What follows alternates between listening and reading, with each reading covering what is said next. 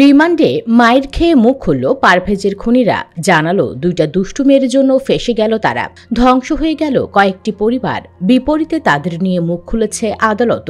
Prime Asia বিশ্ববিদ্যালয়ের শিক্ষার্থী পারভেজ হত্যা মামলার আসামিরা হিরোইজম দেখাতে গিয়েছিলেন বলে মন্তব্য করেছে আদালত। মামলার রিমান্ড শুনানিতে ঢাকার অতিরিক্ত মুখ্য মহানগর হাকিম মোহাম্মদ ছানাউল্লাহ বলেন, হিরোইজম দেখিয়েছে, জিরো হয়েছে। আসামিদের তো কোনো ক্ষতি নেই, ক্ষতি ওদের বাবা মায়ের। ৩ আসামি আল কামাল শেখ, আলফি হোসেন জুনায়েদ ও আলামিন সানিকে এদিন আদালতে তুলে 10 দিনের রিমান্ড আবেদন করেন তদন্ত কর্মকর্তা বনানী থানার পরিদর্শক AKM মঈনুদ্দিন। রাষ্ট্রপক্ষে রিমান্ড শুনানি করেন ঢাকা মহানগর পাবলিক প্রসিকিউটর ওমর ফারুকী। শুনানিতে তিনি বলেন, তুচ্ছ ঘটনাকে কেন্দ্র করে খুন করা হয়েছে। আসামিদের হায়ার করে আনা হয় খুনের জন্য। শিক্ষা প্রতিষ্ঠানে বহিরাগত ছাত্র এনে আক্রমণ করে, এটা ন্যাক্কারজনক ঘটনা, এটা আমরা মেনে নিতে পারি না। ওমর ফারুক বলেন, এভাবে ছুরি মেরে তাকে হত্যা করতে হবে? এরাও কারো না কারো মায়ের সন্তান। ছেলেদের কাঠগড়ায় দেখে তাদের কি অবস্থা হচ্ছে, তাদের রিমান্ডে নিয়ে জিজ্ঞাসাবাদ করা হলে ঘটনার মাস্টার মাইন্ডরা বের হয়ে আসবে। আসামি কামালের আইনজীবী লুৎফর রহমান বলেন, সে সরকারি বাংলা কলেজের শিক্ষার্থী, বনানী এলাকায় থাকে না, যাতায়াত নেই, একটা দোকানের কর্মচারী। ঘটনার সময় সেখানে কর্মরত ছিলেন। ঘটনাস্থলের একজন তাকে ফোন দেয়, ঘটনার সঙ্গে জড়িত না, ওই ফোনের কারণে তাকে গ্রেফতার করা হয়েছে। আলভি ও সানির আইনজীবী মাহবুবুর রহমান বলেন, এই ঘটনায় আমরাও দুঃখ প্রকাশ করছি।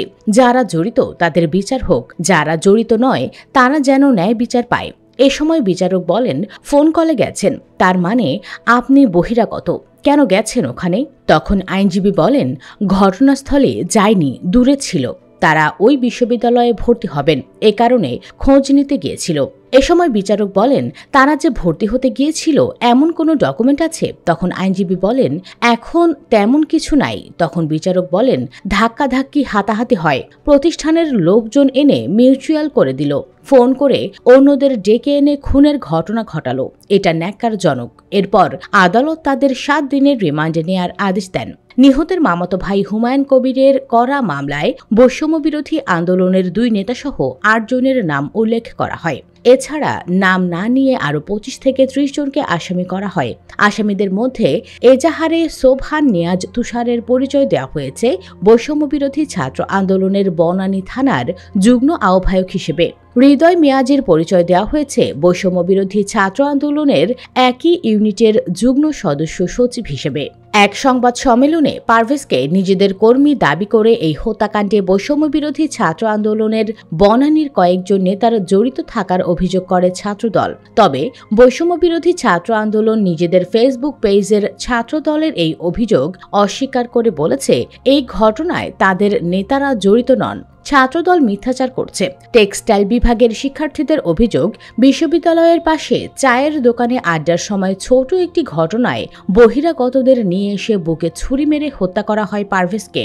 সুপ্রিয় দর্শক, নিহতের মামাতো ভাই এতজনের নামে মামলা করেছেন, অথচ মূল হোতা সেই 2 তরুণীর নামে মামলা করেননি কেন? তারা কি এই খুনের দায় এড়াতে পারে? আপনি কি বলেন? তাদের নামেও কি মামলা করা উচিত ছিল না? ইয়েস অথবা নো লিখে কমেন্টে জানিয়ে দিন রায়। আর অবশ্যই ভিডিওটি লাইক, শেয়ার ও চ্যানেলটি সাবস্ক্রাইব করুন। ধন্যবাদ।